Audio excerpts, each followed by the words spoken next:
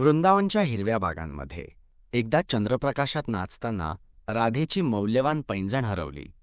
व्याकुळ होऊन ती कृष्णाकडे मदतीसाठी धावली. कृष्णाने आपल्या खट्याळ हसण्यासह वचन दिले, "घाबरू नकोस राधे, तुझा पैंजण मी अगदी ताऱ्यांच्या मागेही जाऊन शोधेन." कृष्ण आणि बलराम यांनी शोध सुरू केला.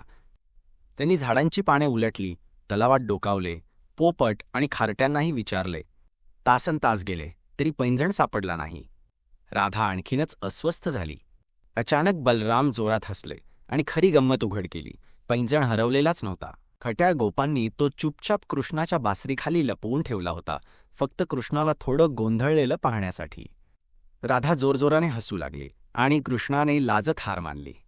त्या रात्री सगळ्यांनी मिळून उत्साहात नाच केला आणि कृष्णाने राधेला ताज्या फुलांनी बनवलेला एक नवीन पैंजण भेट दिला. कधीकधी आपल्याला जे हरवलंय असं वाटतं ते खरं तर हरवत नाही, ते हसत खेळत पुन्हा सापडण्याची वाट पाहत असतं.